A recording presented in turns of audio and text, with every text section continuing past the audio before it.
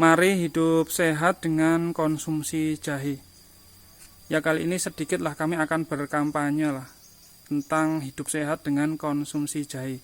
Namun dari versi aksara sendiri ya teman-teman.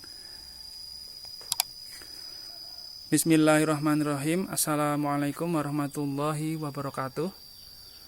Ya, ini sebenarnya konten video kali ini karena kemarin ada beberapa pertanyaan tentang Kak, Mas, manfaat jahe merah itu apa saja ya? Lalu apa orang seperti apa yang tidak boleh konsumsi jahe? Nah, itu kan sudah akhirnya kami buat konten itu pada video sebelumnya. Dan juga ada pertanyaan dari subscriber yang menanyakan tentang berhubung kami kan budidayanya hanya jahe merah teman-teman. Nah, lalu pertanyaannya, emang jahe merah sekarang harganya bagus apa Mas? Bukannya sekarang harganya turun gitu, dan bukannya lebih bagus beratnya saat panen itu lebih bagus jahe putih dibandingkan jahe merah. Nah, sehingga kali ini kami juga perlu membuat perbandingan ya. Jadi mana yang lebih baik antara jahe merah dengan jahe putih. Sekaligus kami akan menceritakan tentang hidup sehat dengan konsumsi jahe. Nah, kebetulan kali ini saya lagi di belakang pondok. Kalau video sebelumnya kan saya di depan pondok teman-teman. Nah, ada yang berbeda ya teman-teman. Pada saat yang sama di depan pondok kami buka paranetnya, sedangkan di belakang pondok saya masih tutup paranetnya. Kenapa? Pertimbangannya ya sekali lagi, kalau dari aksara ya bagaimanapun eksperimen itu tetap digelorakan atau tetap semangat bereksperimen, mencoba. Yang pertama ini tetap kami tutup paranetnya karena kami ingin membandingkan jahe usia yang sama, yang dibuka sama yang ditutup itu nanti perkembangannya bagus yang mana. Nah, seperti itu. Jadi kita perlu mencoba seperti itu. Kalau sampai saat ini itu masih bagus yang memakai paranet. Artinya batangnya hijau tua ya. Daunnya hijau tua. Tetapi bentuk ukuran batang atau ukuran tunasnya ini usia 3 bulan ya. Usia 2 bulan. 1 bulan setengah kalau nggak salah malah. Usia 1 bulan setengah setelah pindah tanam. Jadi kalau di bawah paranet ini meski musim hujan, daunnya lebih hijau. Ini mungkin karena dia sedikit mendapatkan curah air hujan dibandingkan yang terbuka. Cuman karena dia lebih sedikit mendapatkan asupan sinar matahari dibandingkan yang di depan rumah, ya kondisi ukuran tunasnya itu lebih kecil dibandingkan yang di depan. Kalau yang di depan itu akhirnya lebih besar ukuran tunasnya teman-teman. Nah, jadi semua itu kami lakukan dalam rangka eksperimen. Nah, termasuk kalau kami buka di sini karena di atas ini ada satu pohon jati yang belum terlalu besar, namun akhirnya daun jati itu jatuh ke atap paranet ini sehingga kami juga belum membuka juga. Tapi pada dasarnya ingin kami mencoba melakukan eksperimen. Nah, kembali lagi ada beberapa statement di masyarakat ya, bahwasanya harga jahe merah itu sekarang murah dan sebagainya. Ya, kalau kami kembali lagi memang harga panen itu menjadi dasar kami melakukan berkebun ya teman-teman. Tapi kami meyakini bahwa suatu komoditas pertanian, perkebunan maupun ternak, kalau memang ditekuni secara sungguh-sungguh, insya Allah kita dapat ilmu prakteknya dan nanti hasil itu yang akan menjemput kita. Jadi bagaimana dan berapapun nilai panennya, itu bagi kami di awal harus menggunakan prinsip menekan biaya operasional. Makanya kami menggunakan pupuk organik itu salah satu upaya menekan biaya operasional, karena bahan-bahan pupuk dapat kami upayakan dari sekitar kebun. Nah, jadi ada fakta atau mitos teman-teman, apakah jahe merah itu lebih berkhasiat dibandingkan jahe putih. Nah, dari situ itu sebenarnya gimana ya? Itu fakta sih. Kenapa bisa kami bilang fakta, bukan mitos? Ya karena jahe merah itu secara kepadatan itu lebih padat isinya teman-teman dibandingkan dengan jahe putih. Sehingga sama-sama ukurannya karena beda kepadatan, lebih bagus jahe merah seperti itu. Nah, lalu kalau minum jahe kan rasanya pedas ya teman-teman. Makanya biasanya banyak orang yang menambah gula sedikit. Nah, kalau kebanyakan kan akhirnya juga jadi penyakit gula teman-teman. Nah, sebenarnya itu juga khasiat jahe itu sama saja teman-teman. Jadi meskipun ditambah gula atau susu, itu khasiat jahenya itu tetap sama. Begitu juga kalau kita konsumsi kopi jahe, itu khasiatnya itu tetap sama saja teman-teman. Nah, kenapa saya bilang sama saja? Ya karena sebagai jahe dia berfungsi sebagai khasiat jahe, kopi ya berfungsi khasiat kopi.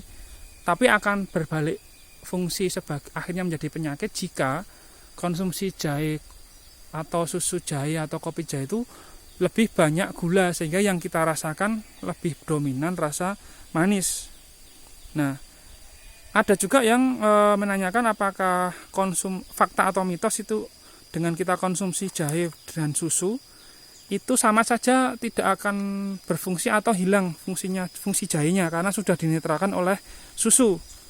Nah, kalau menurut kami tentu tidak teman-teman, karena seperti tadi jahe bekerja sebagai jahe dan susu bekerja sebagai susu. Nah, jadi nggak ada efek masing-masing teman-teman. Nah, yang justru kalau kami sarankan ya hindari yang kopi soda ya. Jadi kan kadang orang konsumsi jahe soda, maksud kami jahe soda itu akhirnya dengan konsumsi jahe soda, sesaat setelah minum jahe soda perutnya akan mules dan teman-teman akan menyimpulkan bahwa itu efek karena jahe artinya lambung sakit itu karena faktor jahe. Sebenarnya itu bukan dari jahenya ya teman-teman. Jadi itu efek khusus yang muncul karena karbonasi soda pada orang-orang atau mereka yang tidak tahan atau lambungnya sudah memang kondisinya iritasi teman-teman. Jadi karbonasi sodanya itu yang membuat ada efek sampingnya itu. Jadi bukan karena jahenya. Nah, bahkan kadang sering juga kita dengan konsumsi jahe itu kan yang awal badan kita itu capek pegel, setelah konsumsi jahe itu kita jadi seger ya, atau jadi lebih enak gitu. Nah, itu apakah mitos atau fakta ya? Jadi kalau menurut kebijakan dari kami ya, kalau secara namanya fakta itu kan harus penelitian ilmiah ya. Jadi kalau penelitian ilmiah sendiri mungkin belum dibuktikan ya. Tapi kalau menurut secara nilai tradisi itu sudah bisa dibuktikan dari zaman dulu bahwasanya memang jahe ini memiliki khasiat seperti itu. Jadi saat badan itu kurang seger, nggak nyaman gitu, dengan kita konsumsi jahe itu kita jadi seger. Jadi kayak ada entah itu beneran atau semacam efek sugesti gitu ya teman-teman. Nah, karena belum dites secara ilmiah ya, secara ilmiah belum bisa dikatakan itu fakta, sehingga kita bilang di sini mitos itu bukan berarti tidak bermanfaat, tetapi karena hanya belum dibuktikan secara penelitian ilmiah. Karena yang sering dan banyak dilakukan penelitian ilmiah tentang jahe itu yang diaplikasikan ke hewan teman-teman. Nah, jadi kalau ya juga banyak mitos juga teman-teman, seperti kalau konsumsi jahe itu menguatkan lambung. Itu juga belum tentu, karena kondisi lambung tiap orang itu berbeda-beda. Ada yang iritasi, ada yang sehat. Kalau bagi yang sehat ya aman-aman saja. Tapi kalau dari awal memang ada teman-teman yang kondisi lambungnya nggak sehat, lalu minum jahe itu akan semakin memperparah, apalagi ditambah soda. Nah, jadi riwayat tradisional itu harus kita pegang karena memang sudah banyak berkhasiat. Jadi seperti mengurangi mual. Nah, itu yang harus kita pegang, meskipun secara riwayat tradisional itu perlu dibuktikan ke tahap penelitian. Sehingga pada akhirnya kita harus bersyukur teman-teman bahwa dengan konsumsi jahe maka kita bisa hidup sehat. Jadi kita biasakan konsumsi jahe, syukur-syukur ya teman-teman, lebih bagus tuh saran dari kami jahe geprek ya. Artinya benar-benar masih dari utuh gitu, kita geprek, kita godok, kita masak air panas, itu lebih murni teman-teman. Apalagi jahe yang dikonsumsi itu merupakan jahe organik, artinya tidak ada campur tangan dari pupuk anorganik, karena itu akan masuk ke tubuh atau badan kita. Nah itu paling bagus itu teman-teman, jahe organik itu yang paling bagus untuk dikonsumsi. Kalaupun teman-teman itu payah dalam atau susah mengadakan jahe geprek, ya silahkan beli jahe instan. Tapi kalau menurut kami itu pastikan lagi keberadaannya dominan rasa gulanya atau jahenya gitu. Dan kita juga perlu menelusuri apakah itu jahe beneran atau memang jahe yang dibuat untuk konsumsi dari pabrik ya teman-teman.